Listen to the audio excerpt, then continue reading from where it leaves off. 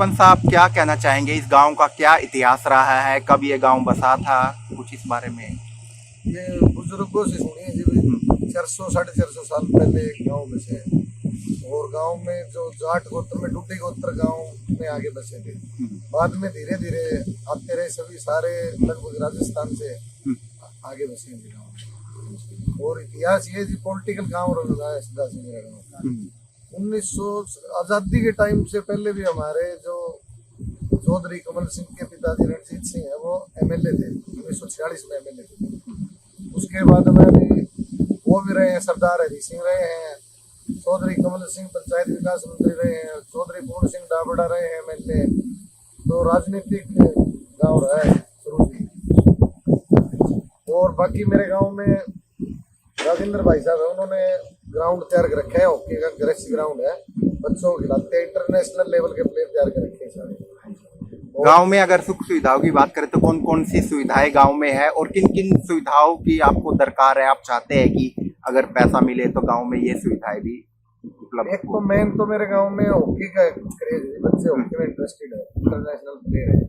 तो astro turf ground बन जाए गांव में, हिसार ना जाना पड़े बच्चों को, तो और ज्यादा प्लेयर तैयार होंगे। कुश्ती का भी अखाड़ा खुला हुआ गाँव में, वहाँ पे हमारे नेशनल लेवल पे तो बच्चे खेलती हैं, अभी 2 साल से खुले हैं। तो सरकार से सुविधा होगा तो यही है जी, सरकार ग्रांट दे गाँव में विकास कार्यों के लिए।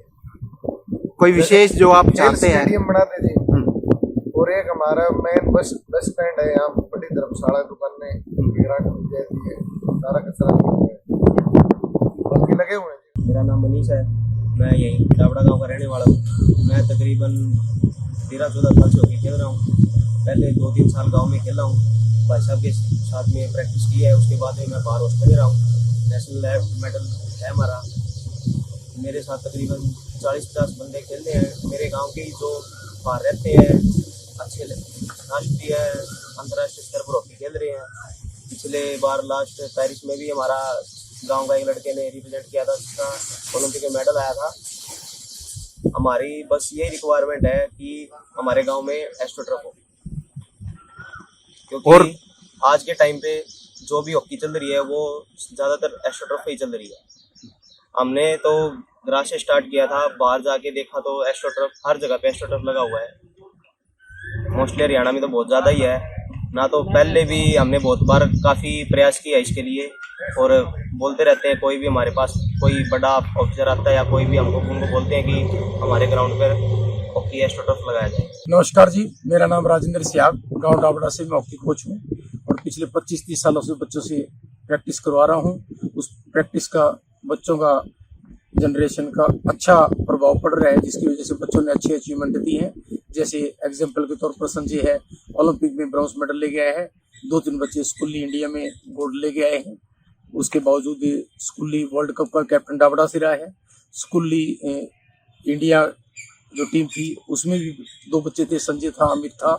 उसके बाद इमरान और ये रोहित, वो एशियन में गोल्ड लेके आए हैं जूनियर एशियन में।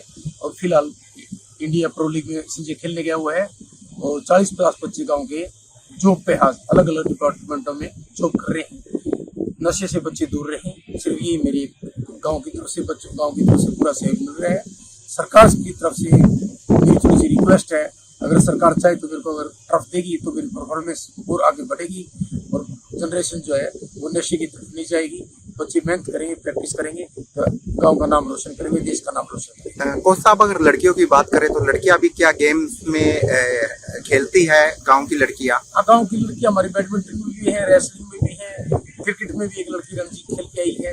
अच्छी अचीवमेंट है गर्ल्स की भी, लेकिन मोस्टली बच्चों की ज़्यादा अचीवमेंट है इंटरनेशनल लेवल पे।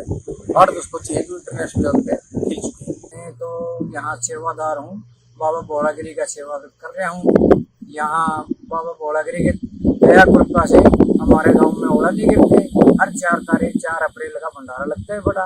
और भोलागिरी के बाद में रामदास आए थे, रामदास के बाद में मेरे को बिठा के गाँव वालों ने यहाँ सेवा लग रही है।